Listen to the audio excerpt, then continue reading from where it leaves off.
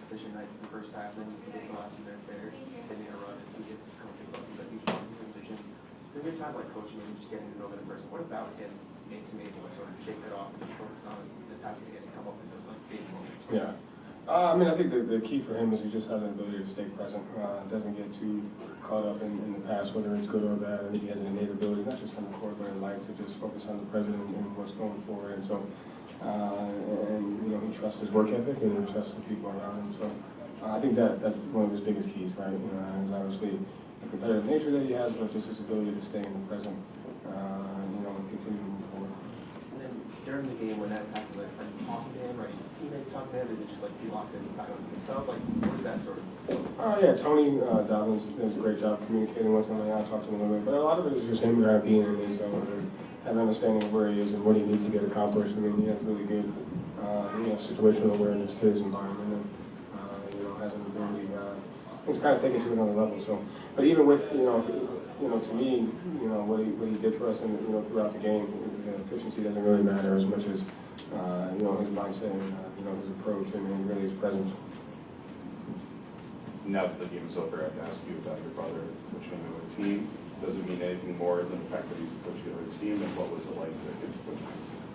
I mean, yeah, he's a good kid. I'm happy, I'm grateful that Will gave him a chance. He works hard, and just got to continue to work. But just proud of him and grateful that Will gave him an opportunity. And during the game, Kristaps said that he's dealing with some unclear illness. Is there any timetable or any further updates that we can provide?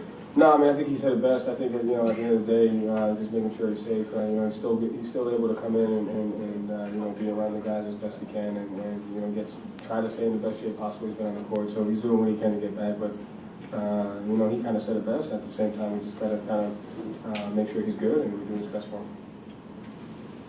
Joe, Sam, the contrast between the first half, going basically 1 for 7 and then just like 6 in a row.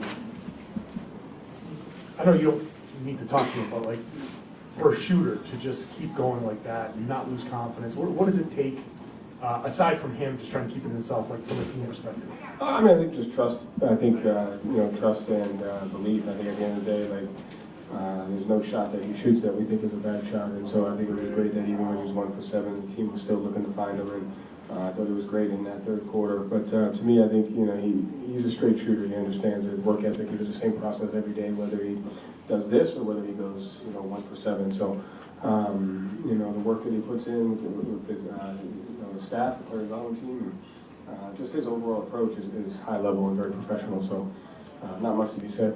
And I'm not going to say guys are going to freeze a guy out for going cold to start, but you also have a lot of options. And it's very easy to say, we're just going to go somewhere else because these guys are all very capable. Mm-hmm. So how do you, as a team, as a coach, fight the urge to be like, oh, he doesn't have it tonight, and not in a disrespectful way, just be like, we're just going to try to find who does have it. Yeah, I mean, I think a lot of his shots we weren't going out of our way. I mean, he doesn't have many plays in the playbook, so it wasn't like we were going out of our way to get it for him. I think he has an innate ability to find the ball and put 2 on the ball and create advantages because of his knack and his ability to move, whether it's in transition or in the half court. So, I mean, I think the ball has a way of finding him, and the guys did a great job of looking for him once he got hot. You ran way more than usual and transition from live rebound. Was it part of the game plan, and why? I mean, I think just with some of the lineups that we had, with a little bit of a smaller unit out there, multiple ball handlers at one time, having Drew Payton and Derek out there together sometimes, Jalen, leading the break. So I think it's just having different lineups out there that present opportunities to do that. Joe, is a game like this, when they come back, you don't want to lose this game, but is that good?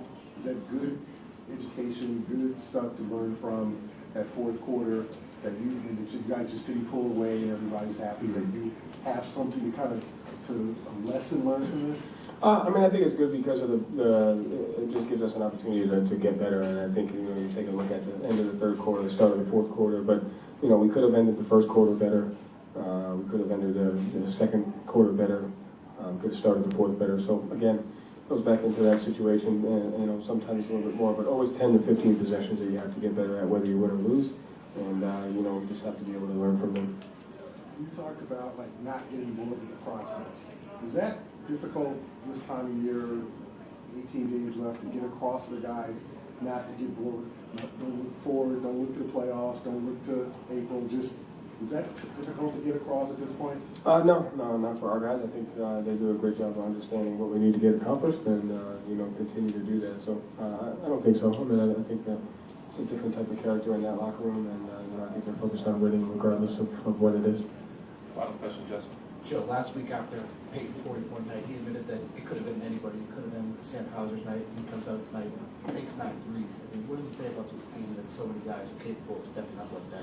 Yeah, I mean, it's just a sign of a well-balanced team. I mean, I thought, even with it getting close, regardless of who's in, who's out, we have a responsibility to win, and guys do a great job of stepping up. But as great as it is to have guys that are able to do that, it's guys to support each other in doing that. And, I'm happy for Sam tonight just because of the work ethic, and I agree with Peyton's perspective. But, just whoever's out there has a responsibility to win, and you got to be able to do that tonight.